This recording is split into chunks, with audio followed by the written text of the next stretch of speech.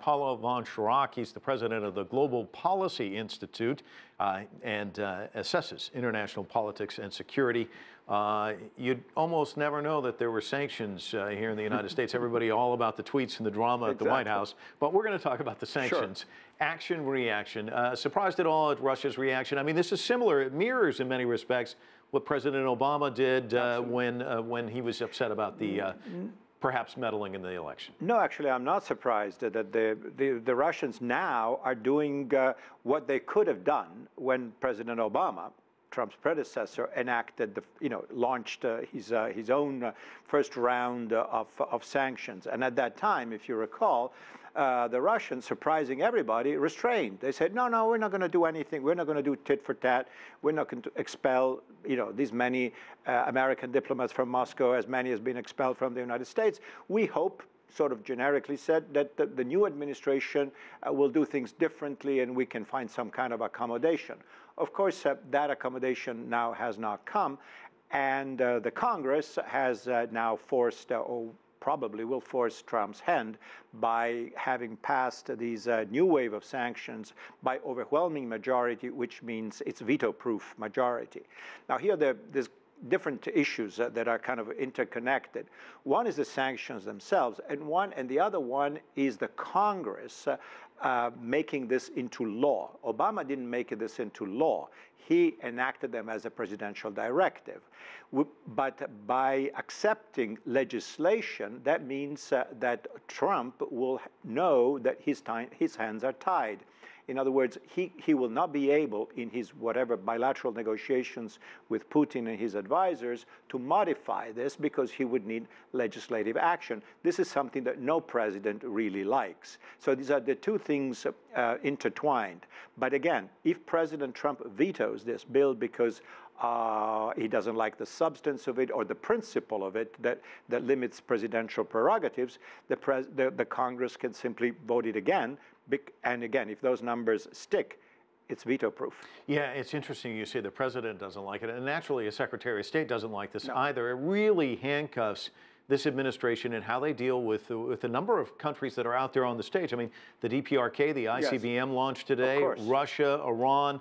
Talk to me about that, because you don't normally see this, where the Senate and the House determine foreign policy. That's usually left up to the administration. Again, I think that this is kind of, Trump has, as we know, downplayed somewhat, and to different degrees, the Russia sanction business, which of course originates from the allegations of Russian interference, hacking into as we all know now, into the 2016 elections. By forcing the sanctions, the Congress says, we know what really happened, whatever the president thinks. The president may think that the Russians, after all, did maybe something, but nothing major, and we should move on. That's what President Trump essentially has said many times regarding this issue. But no, we say this is really a serious business, and we want Russia to be, us to be on record that we punish Russia for these bad deeds.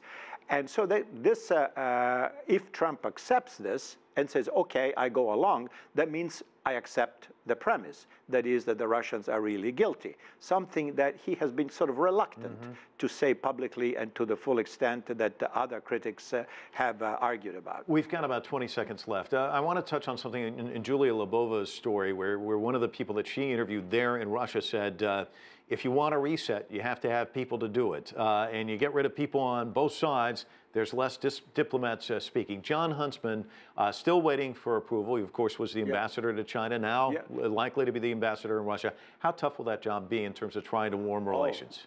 I would say very tough, because it's not quite clear what the foundation of the relationship is or are. If this congressional investigation, the FBI, whatever, the Mueller, the special counsel, if they really dig out serious issues that, again, everybody agrees that the Russians did something wrong. the extent of that is not quite understood. So that will color the relationship, the bilateral relationship. That notwithstanding, of course, governments also realize that they can have issues in common, issues that they want to work on, Syria being one of them, clearly. Again, can there be common ground between the United States and Russia on this whole business of North Korea launching ballistic missiles?